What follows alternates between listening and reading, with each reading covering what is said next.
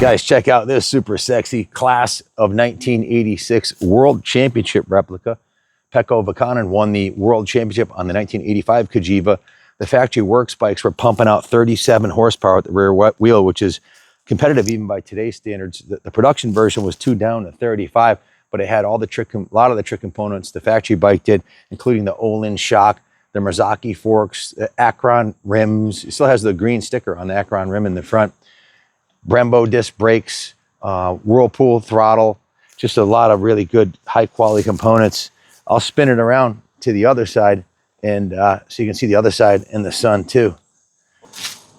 I love their logo, the elephant with the trunk up. My grandmother used to collect them. You'll see a bunch of elephants in the museum, and the trunk is always up. So for good luck, and I guess they felt the same way. But this bike is complete. Everything is there, and let me tell you a little bit about it. CAGIVA entered the World 125cc Motocross Championship in the late 70s and early 80s, aiming to break the Japanese dominance in that class. And in 1995, Pekka Vaakanen from Finland won the 125cc World Motocross Championship riding a CAGIVA WMX. This was significant. It was the first time a non-Japanese brand won the title since the championship started in 1975. And in 1986, Dave Strybos from the Netherlands backed it up and won the 125cc World Motocross title on this same exact year bike right here, the works version of it. Because of these wins, CAGIVA also won the Constructors or Manufacturers Championship in 125cc for 1985, 86, and again in 1987. So these were highly competitive with the Big Four. In fact, dominated on the World Championship scene. So to capitalize on its racing success, CAGIVA produced this World Championship replica version of the bike for sale to the public. So it is marketed as a replica of the works Pekka Vaakanen's championship bike. So 85 they won it, 86 they won it. The engine porting, frame, and suspension was revised to improve performance over the 85 bike. And here are the specifications. 2-stroke, single cylinder, 124.6 cc's, has a 56 by 50 millimeter stroke. Compression ratio is 11:1. As I said, the works bikes are pumping out 37 horsepower. The production version, 35 to smooth the power band for mere mortals. Super lightweight, 196.2 pounds. It's a chromoly steel single down-tubed frame, has a removable subframe, revised in 86 with new geometry. The tank is lower. The profile has a lower profile and a little bit slimmer rider compartment. Reed valve induction, Delorto 36 millimeter carburetor with reed valves, and it has a power valve variable exhaust port timing called the CTS, CAGIVA torque system. This used a sliding guillotine valve in the exhaust port to vary port timing based on RPM. For 1986, they refined the mechanism for even smoother engagement. It's liquid cooled, 42 millimeter conventional Marzocchi forks, the M1 Marzocchi forks with adjustable rebound and compression. Unique arrangement, has a single spring and one fork leg, and separation of the functions. One leg handles compression dampening, the other rebound. The travel is about 11.8 inches. Has a soft damp Öhlins single shock bottom link rising rate Öhlins damper with 12.2 inches of travel. Compression and rebound is adjustable on it. Front disc brake, 6-speed gearbox, very slim profile design. The seat design to allow movement a little bit farther forward than on the previous version.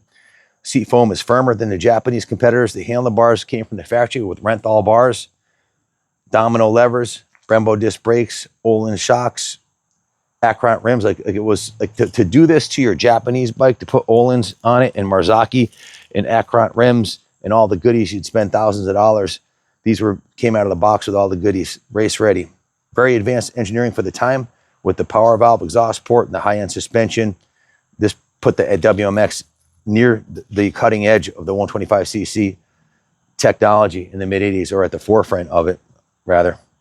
Strong mid-range power. The bike's responsive, especially when it's kept in the power band, which really matters a lot in racing. And being a works winning machine, a factory works championship replica that gives it the brand cachet for riders wanting something exotic and European that won world titles. It's a big plus. So yeah, this bike came from a private collection. If you watched the recent video, we purchased 46 or 49 bikes, literally truckloads of bikes. And just to go over the bike quickly, the Marzocchi forks, the front wheel, the Akron rim still has a sticker on it. I don't think the bike has a whole lot of hours on it based on the condition of the original rims. Still look excellent. These are it came with these fork boots on here. The bike doesn't currently run. It's going to need an engine rebuild, and we've got way too many bikes backed up to do, so we're going to sell this one as is. The front brake works good. The forks, action seems excellent. The front brake works excellent, and we didn't have to do anything to the brake, which is surprising. Usually when they sit for a long time, you got to go through them. The rear brake works fine. It's got a brand new gold chain on it. It's got new graphics on it. On the original plastics, the front fender was faded really white, so we just painted that real quick. But you can get DC Plastics sells plastic kits for this for about 160 bucks. You can get a whole plastic kit for it. The original tank is in good condition. I believe these are the original bars. It's got new Pro Grip levers on here. Has the Whirlpool throttle and a new Renthal crossbar pad. So has the CAGIVA gas cap on there. Steiger Designs did these graphics in-house. It had a license plate on the rear, so it must have been registered for off-road use. So we just put a Kaplan Cycles plate on there. The original aluminum silencer is in good condition. The original CAGIVA branded exhaust is there. The engine cases appear to be in good condition. The engine turns over. It just has a very, very low compression. In fact, the engine needs to be rebuilt. It needs new base gasket, new head gasket, new piston, new rings. Probably want to put a new clutch in it and maybe do the bottom end bearings, but it goes in and out of gear, no problem. So it should be it's a good core bike to rebuild the engine and or leave it on display as it is. The Olin shock works good. The CAGIVA original saddle, here we are 40 years later. It's in remarkably good condition for an original saddle. These are all the original plastics on the bike. Every piece on the bike is original. The front one is the only one that was repainted because it turned like a whitish color. I'm not sure the camera will pick it up, but you can see it has the original sticker on here. Can you zoom in on there? It shows the original production date on the frame of November of 1985. I don't know if you can see back there, but it still has that's original factory designation on there. And it's matching numbers, original. Forks are in good condition. The Marzocchi forks, the Akron rims are good. The rear wheel bearings are a little bit loose. Probably want to put some new rear wheel bearings on here, but it does have a new chain. Rear sprocket is still good. Everything's there on the bike, so it'll be sold with a lower reserve. So this is a good, like I said, a good candidate to turn into a vintage race bike for sure, and or leave it on display as it is because it looks pretty badass. But the other one, we have two of them. We have a white one too in '86.